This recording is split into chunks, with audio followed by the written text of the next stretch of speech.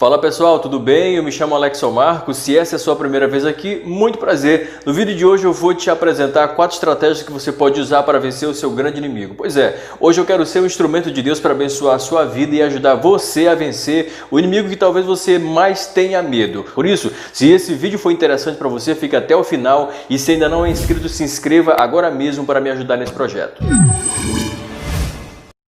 Mesmo que eu já tenha falado bastante do diabo aqui nos últimos vídeos, é preciso que você entenda que, biblicamente, o diabo não é o seu maior inimigo. Você tem inimigo muito maior do que ele, inimigo com os quais é mais difícil de lidar. Eu vou tratar disso no próximo vídeo. Conforme você sabe, a nossa luta não é contra carne e nem sangue, mas sim contra principados e potestades. O que são principados e potestades? São poderes espirituais da maldade. São anjos caídos, dentre os quais Satanás é um deles. E os demônios são mensageiros que estão ao seu favor. E nessa batalha espiritual contra esses principados e potestades que habitam nas alturas do universo, nós não podemos entrar de qualquer jeito, nós não podemos entrar de qualquer maneira. Existem armaduras espirituais, existem estratégias e técnicas espirituais ensinadas por Jesus e pelos apóstolos para vencermos o inimigo. E a primeira estratégia bíblica que você deve colocar em prática para vencer o seu inimigo é conhecendo quem é ele. Sim, você precisa conhecer quem é o seu inimigo. Você precisa conhecer o diabo.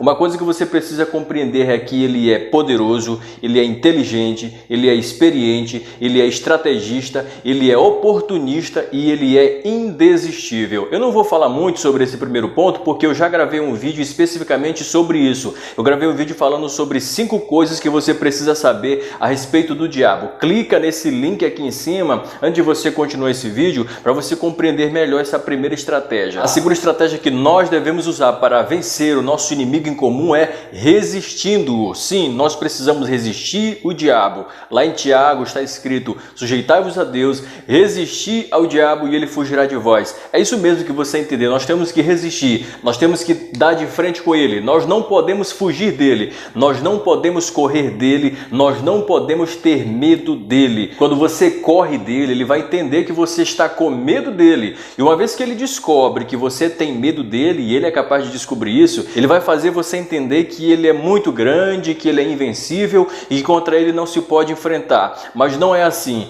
Resista a ele e ele vai fugir de você. No meu último vídeo eu falei sobre 4 estratégias para nós vencermos a tentação. Porém, é preciso que você entenda que nem todas as estratégias que usamos para vencer a tentação são úteis para se lutar contra o diabo. Por exemplo, a principal estratégia para vencer a tentação, que é fugir, ela nunca deve ser usada para você enfrentar o diabo de maneira nenhuma. Não fuja da tentação, você precisa fugir. Agora, do diabo não fuja. Mas quando algumas pessoas leem esse texto de Tiago, quando fala que nós devemos resistir, as pessoas às vezes entendem de maneira errada. Resistir ao diabo não é de maneira nenhuma desafiá-lo, não é de maneira nenhuma insultá-lo. Reconheça que ele tem mais poder do que você, que ele é mais experiente do que você, que ele tem mais inteligência do que você. Por isso, não o desafie, não insulte, dê de frente com ele, não fuja, mas não fique desafiando não, porque isso não é bom. Ele pode dar uma rasteira em você e você cair com a cara no chão. A Epístola de Judas é o único livro do Novo Testamento que fala do confronto entre o arcanjo Miguel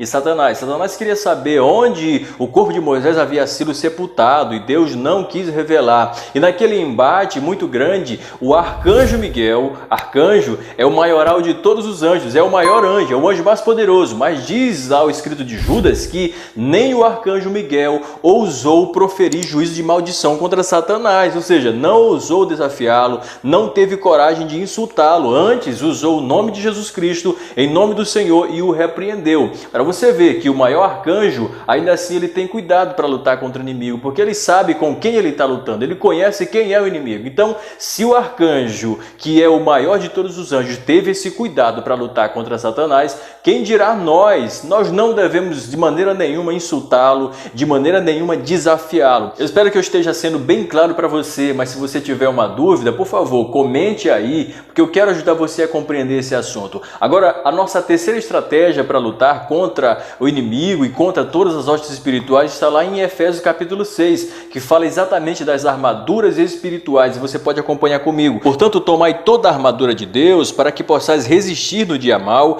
e, havendo feito isso, ficar firme. Estais, pois, firme, tendo cingidos os vossos lombos lombos com a verdade, e vestida a couraça da justiça, e calçados os pés na preparação do evangelho da paz, tomando sobretudo o escudo da fé, com o qual podeis apagar todos os dardos inflamados do maligno. Tomai o capacete da salvação e a espada do Espírito, que é a palavra de Deus. É imprescindível o uso das armaduras espirituais para você vencer o inimigo. E a primeira armadura para você lutar contra o inimigo é a verdade. Se você tem problema com a mentira, se você tem problema em viver só de aparência, se você vive na hipocrisia, não enfrente o diabo, senão você vai perder. A segunda armadura é a justiça. Uma coisa que Jesus Cristo fez quando nós o aceitamos é que ele nos justificou, ou seja, ele nos fez pessoas justas a partir do seu sangue lá na cruz. Por isso você precisa se certificar de que entre você e Deus está tudo certo, de que não existe nenhuma injustiça em você, porque se existir, você vai cair também. A terceira arma é calçar os pés com o evangelho da paz. Se você não compreende o evangelho, você vai derrapar no chão.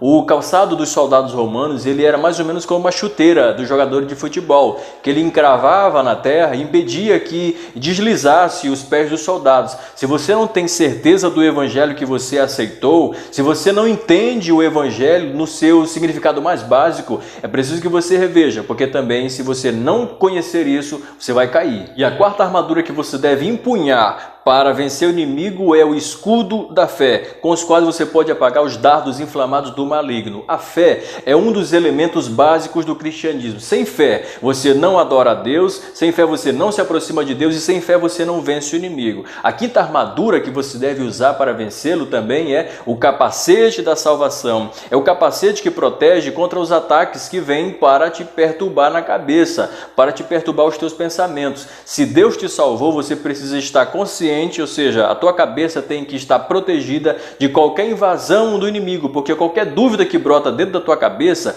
e o inimigo desconfiar que ela existe, você pode cair e feio. E a última armadura dessa terceira estratégia é a espada do Espírito, que é a palavra de Deus. Lembra que no último vídeo eu falei de internalizar a palavra de Deus? Pois é, não é só ler, não é só ler um versículozinho por dia, é meditar. Isso não quer dizer que você vai ler a Bíblia todo dia, mas sim que você deve meditar todos os dias nas verdades espirituais e aplicá-las no teu coração. É um exercício diário. Se você não conhecer a palavra de Deus, se você não manejar bem a palavra de Deus, como disse Paulo a Timóteo, manejar bem significa manusear a palavra da verdade, você vai perder. Entenda, você é um soldado, você é um guerreiro, você não pode ir para a guerra sem essas armas espirituais. Agora, não adianta você usar essas armaduras espirituais e faltar duas coisinhas básicas, que são a quarta estratégia que eu vou apresentar para você: oração e vigilância. Efésios 6,18, o mesmo texto que eu li aqui, o mesmo capítulo, fala que todas essas armaduras têm que ser usadas com oração